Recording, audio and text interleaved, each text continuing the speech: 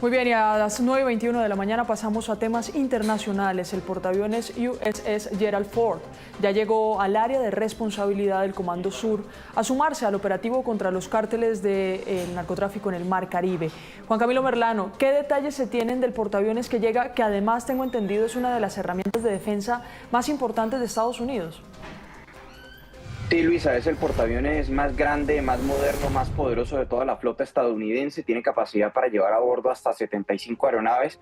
Hay algunas fotografías que se han compartido en las últimas horas de lo que fue su tránsito, por ejemplo, por el estrecho de Gibraltar, que son las últimas imágenes que corresponden a los activos que lleva sobre su plataforma. Allí se ve, por ejemplo, aviones tipo Super Hornet, que esto les permite adelantar ataques de precisión para objetivos en tierra.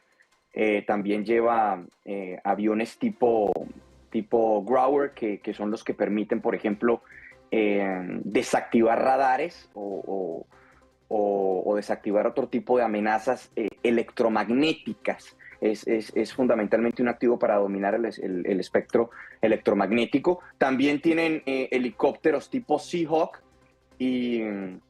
y otros aviones tipo Hawkeye, los que hacen parte de los activos que tiene el USS Gerald Ford, que ya entró al área de operaciones del Comando Sur, que comprende fundamentalmente áreas de América Latina y el Caribe, y entró por el Océano Atlántico. Entonces, no está claro cuál será su posición final, y los radares del portaaviones solamente se activaron, bueno, no del portaaviones, sino de los destructores que acompañan el portaaviones, porque recordemos que el portaaviones se moviliza en compañía de unas 3 embarcaciones adicionales. Una de esas embarcaciones, el USS Bainbridge, encendió sus radares en las últimas horas y se vio que estaban a unas 1000 millas náuticas al este de Puerto Rico. No es claro todavía dónde se van a ubicar concretamente. Cabe destacar que con este despliegue, pues bueno, ya hay cerca de 12 embarcaciones en el Mar Caribe, alrededor de 15.000 efectivos y también un poderío militar gigantesco. Ya mencionábamos las aeronaves, pero también misiles Tomahawk, que son los de largo alcance y de alta precisión. Habría un total de alrededor de unos 200 misiles Tomahawk disponibles allí en el Mar Caribe. Juan Camilo, muchas gracias. Precisamente para hablar de este tema y de la reacción venezolana ante lo que viene sucediendo en el sur del Mar Caribe, nos contactamos a esta hora con Víctor Mijares. Él es internacionalista y profesor de la Universidad de los Andes. Profesor, muy buenos días, bienvenido. Buenos días, Luisa. Gracias por la invitación. Lo primero que le quiero preguntar es sobre las capacidades del Gerald Ford. Tenemos a uno de los portaaviones más grandes del mundo, con una capacidad instalada teniendo en cuenta la defensa estadounidense y este aparato militar de la Armada específicamente que se despliega en el sur del Mar Caribe. ¿Puede la llegada del Gerald Ford mostrar la relevancia y la importancia de la operación en el sur del Mar Caribe para el gobierno estadounidense? Totalmente. Estamos hablando no solamente de un portaaviones de gran importancia, de gran capacidad, sino el más importante de todos, el más moderno de todos. Ya Juan Camilo daba algunos datos importantes acerca de este portaaviones y todo lo que implica, porque no es solamente el portaaviones es la cabeza de un grupo de batalla, y ese grupo de batalla comprende también destructores, comprende también lanzaderas, digamos, de misiles, comprende también Tomahawks, comprende también una capacidad aérea que, digamos, pocos países en el mundo, países completos, podrían tener. Entonces estamos hablando de una plataforma de proyección de poder internacional que es absolutamente incomparable con cualquier otro dispositivo de guerra en el mundo. Estamos hablando no del mayor portaaviones de los Estados Unidos, sino del mayor portaaviones del mundo. Sí, mire, es que estoy aquí leyendo, estaba intentando buscar información de en qué otras ocasiones se ha desplegado al Gerald Ford. Para entender de pronto la magnitud de su presencia en el Mar Caribe. ¿En qué tipo de operaciones anteriores se ha desplazado este portaaviones como para dimensionar lo que viene pasando en el sur del Mar Caribe hoy?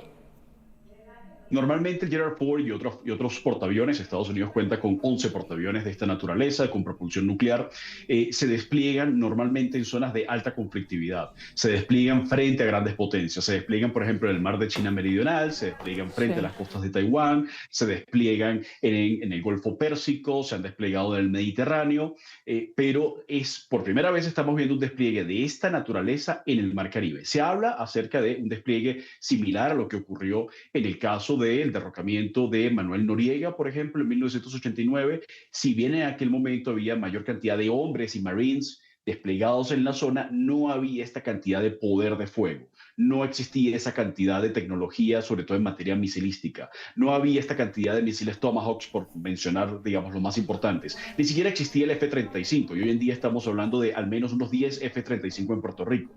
La cantidad de equipo, el poder de fuego que se está concentrando en el Caribe es absolutamente sin precedente. Sí, es que eso es lo que estaba revisando acá también.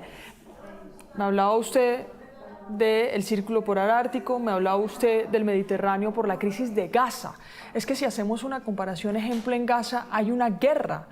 Claro, acá en América o en este sur del Mar Caribe, el argumento estadounidense es detener los cárteles del narcotráfico, que también es una política que se ha venido adelantando y que le preocupa profundamente al gobierno estadounidense, incluso en campaña lo había dicho el presidente Donald Trump, pero también hay una connotación política que es el régimen de Nicolás Maduro y pareciera o se ve, no sé si como profesor me puede dar una noción sobre eso, se ve que adicional a esa lucha contra los cárteles del narcotráfico, también se fija una posición, porque además lo ha dicho, lo ha pronunciado el mismo presidente Donald Trump, en cuanto a la postura política que hoy hay en Venezuela.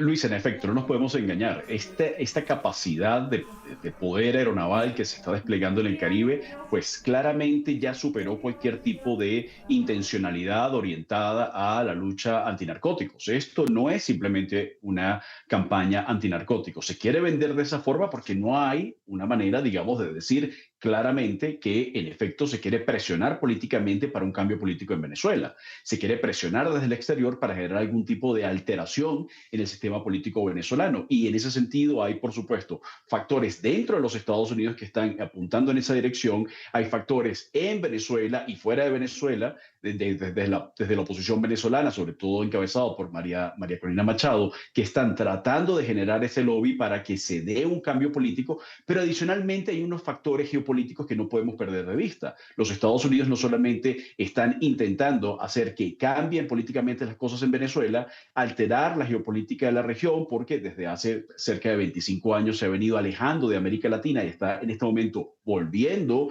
a su área de influencia natural, sino que también está tratando de crear allí y mantener un dispositivo de fuerza lo suficientemente grande como para disuadir cualquier tipo de presencia militar y de otra naturaleza por parte de sus rivales euroasiáticos como lo son Rusia, China e Irán. Entonces estamos hablando de una operación que cumple varias funciones en donde yo diría que una de ellas es el narcotráfico, pero quizás ni siquiera es la más importante. Creo que la más importante es un reposicionamiento geopolítico de los Estados Unidos en América Latina que va a cambiar el panorama político de la región. Y la reacción de Venezuela, la reacción del régimen también pareciera fortalecer esa idea de que la principal razón sea cambiar el oriente o la orientación política venezolana en este momento y las presiones que se vienen registrando. Plan Independencia 200, así se le ha llamado el despliegue de las tropas militares de Venezuela como respuesta a la llegada del portaaviones al Mar Caribe.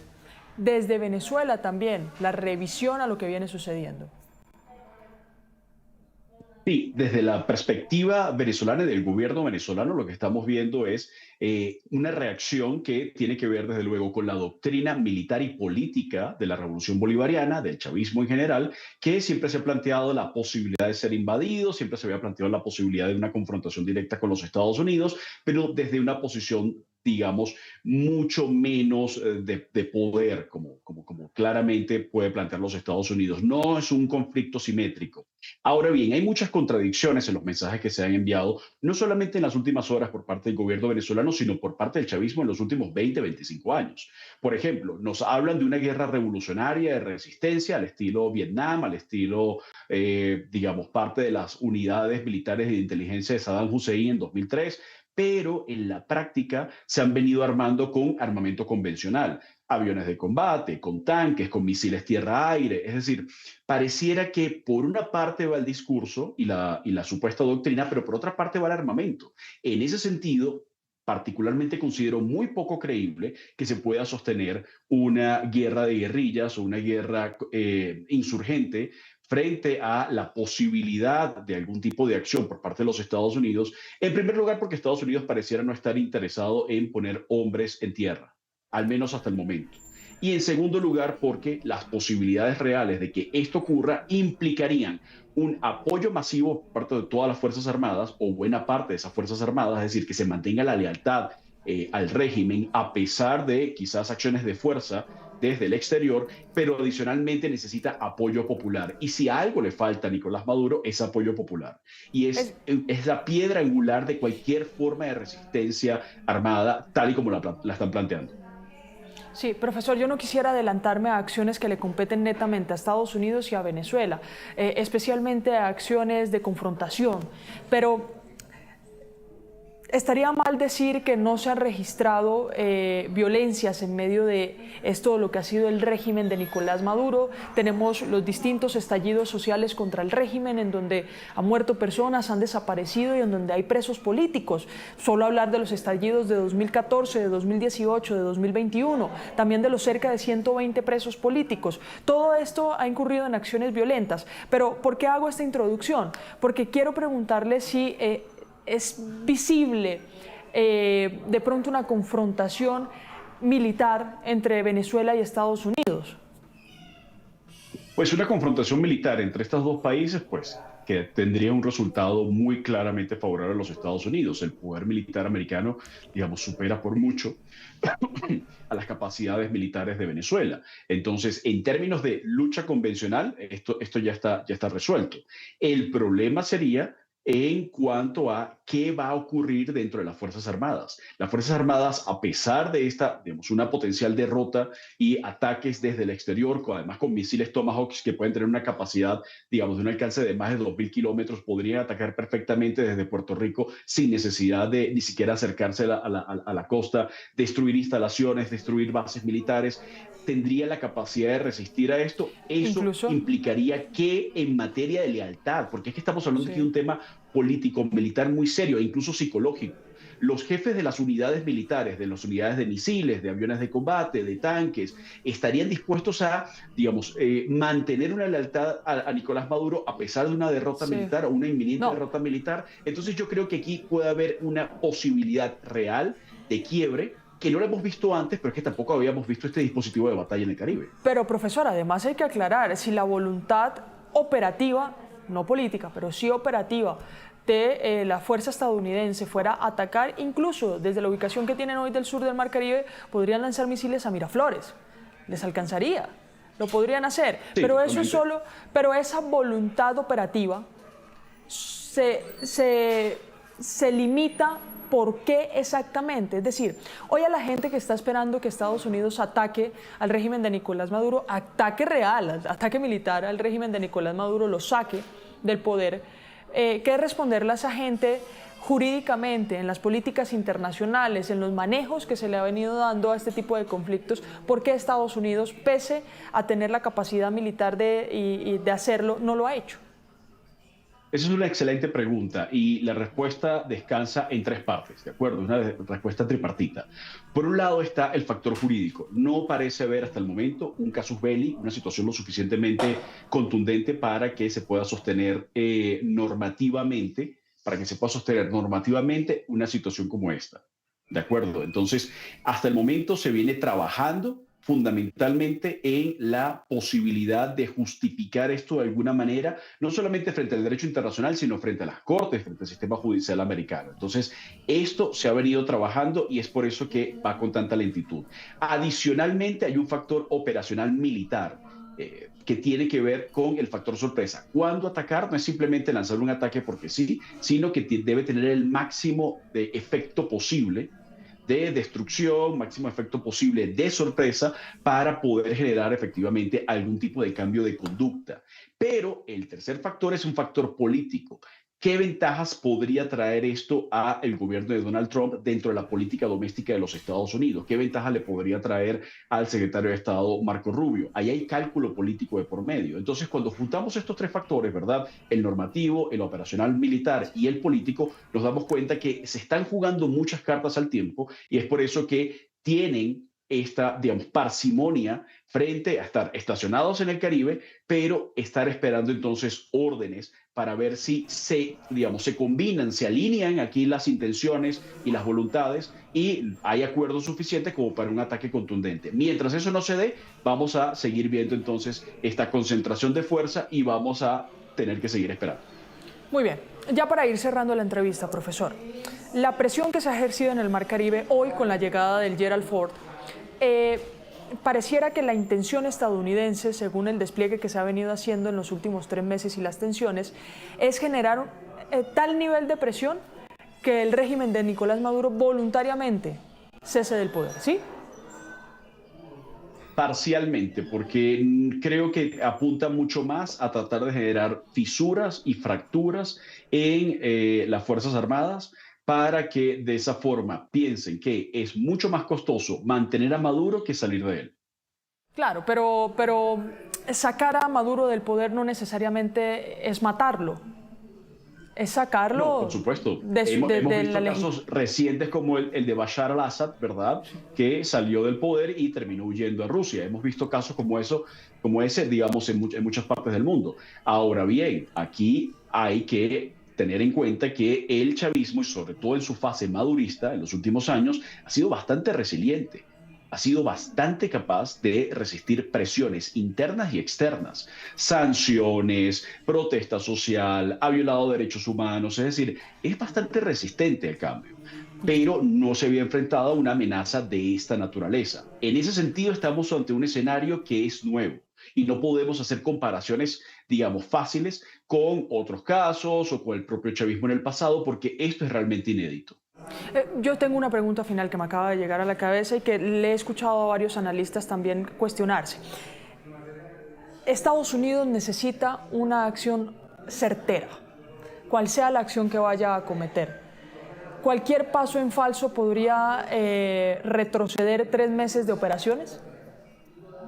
Sí, cualquier paso en falso no podría retroceder 3 meses de operaciones, podría retroceder años de operaciones y años de acciones en contra del régimen de Nicolás Maduro. Podría ser la puerta de entrada para una nueva fase de renovación y, digamos, reestructuración y fortalecimiento del régimen en Venezuela y adicionalmente de, digamos, mayor violencia y una mayor capacidad, digamos, de acción de grupos criminales en la región. Es decir, mantener a Maduro mucho más tiempo en el poder, digamos, tolerar ese régimen durante más tiempo podría ser altamente costoso, no solamente para América Latina, para los venezolanos, sino también para los propios Estados Unidos. Y adicionalmente el desprestigio para la administración Trump, que es una administración que todavía no tiene un año en el poder, podría ser catastrófico para todo el proyecto MAGA.